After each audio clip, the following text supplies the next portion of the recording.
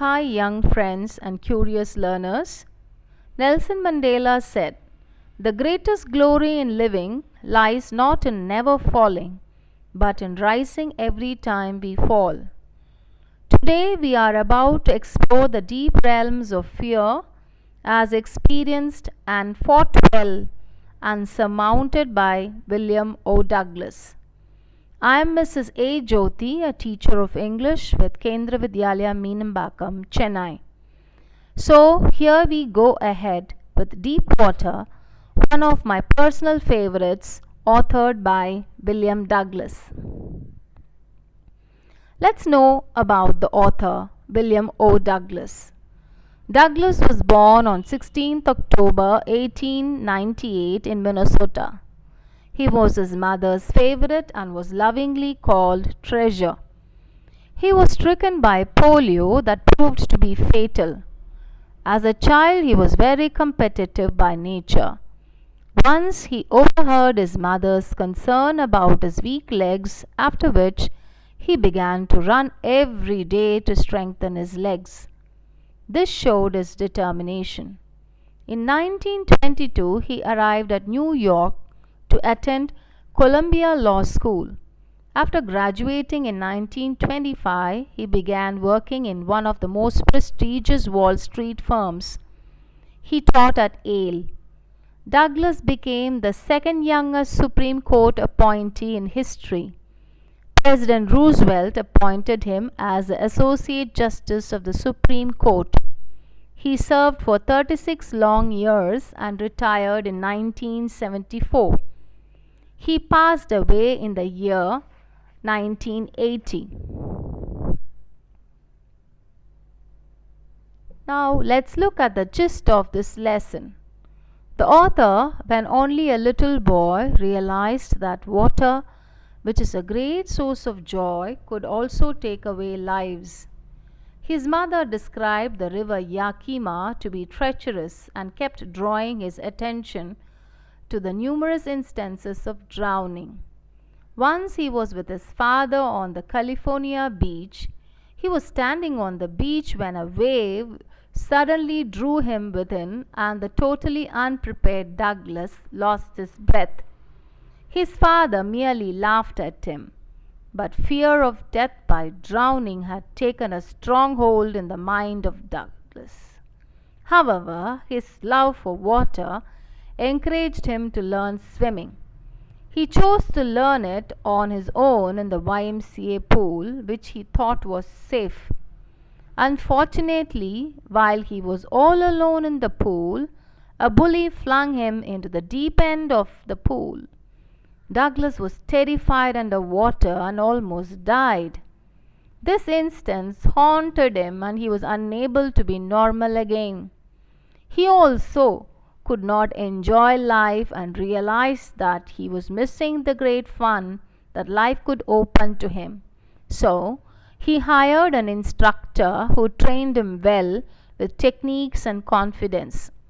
After several months of strenuous lessons, he dived into the lakes, rivers, and even dived from cliffs. Only once fear came up, but he could now laugh at it. He knew, as Roosevelt had said, all one has to fear is fear itself. Let's find out more about the theme and the sub-theme this lesson discusses and elaborates. Theme: experiencing fear and steps taken to overcome it. Sub-theme: psychoanalysis of fear. The lines that bring out the themes are: the experience had a deep meaning for me, as only those who have known stark terror and conquered it can appreciate. In death there is peace.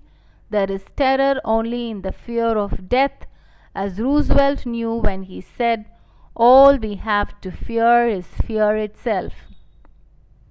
Psychoanalysis of fear is evident in the lines, "My introduction to the YMCA swimming pool revived unpleasant memories and stirred childish fears.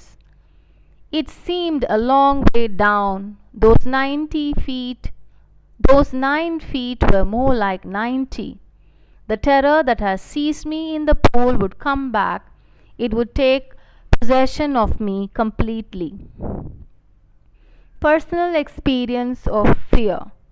Let's recollect his mother's words of caution given with the best intention of protecting him. She pointed out at the newspaper headlines on the numerous instances of drowning. These descriptions remained in his memory until one day he felt in person the power of water at the California beach. This was, in fact, his first contact with fear. Later, he was in the midst of a misadventure when he was thrown into the deep end of the YMCA pool. He almost died there. This was traumatic episode of his teenage life which had negatively impacted on his feeble body and fragile mind. Steps taken to overcome fear. Well, we come to understand that Douglas had fierce spirit and a strong will to face challenges of life. He could no longer live in fear. It was his love for water that encouraged him to take steps to learn swimming by mimicking others. Then, when he realized that fear had handicapped him, he resolved to learn swimming the right way. He hired an instructor. When the instructor told him that he was ready, Douglas had to know it for himself. There were vestiges of fear in him. He wanted to awaken them and uproot them forever. Psychoanalysis of fear. Douglas knew that Yakima River was dangerous. When he was unexpectedly pulled into the surf at the California beach, he experienced the power of water and recognized the danger of dying when he lost his breath and gulped in water. He was frightened of death by drowning. Later, when he was flung into the deep end of the YMCA pool, he was in real danger. The magnitude of this danger compared to his own physical strength made him helpless. Even after several years, Douglas found the fear returning to him whenever he was around water.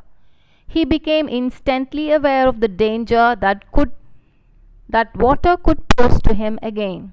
His anxiety heightened whenever he was reminded of his vulnerability. This was his trauma. Let's look at the vivid description of the panic experienced by Douglas in the YMCA pool. The evidences are both physical and psychological. The panic is seen in the desperate struggle he put up. Lungs were about to burst, flailed at the surface of water, swallowed and choked. Lungs ached, head throbbed, shrieked under water, shook and trembled with fear. Arms wouldn't move, legs wouldn't move. His mind began to magnify his fear. Psychological evidences are 9 feet were more than 90 feet, went down endlessly, terror that knows no understanding, no control, no one can understand. Stark terror took deeper hold of me like a charge of electricity. What lessons of life can we learn from the author's experience? First, fear is acquired. Our thoughts shape it and our weaknesses make it real and traumatic. Secondly, you may succumb to fear or choose to overcome it. Earlier the better. Where there is a will, there is a way. Finally, personal experience of overcoming fear makes you wise and sets you free to walk the trails and climb the peaks.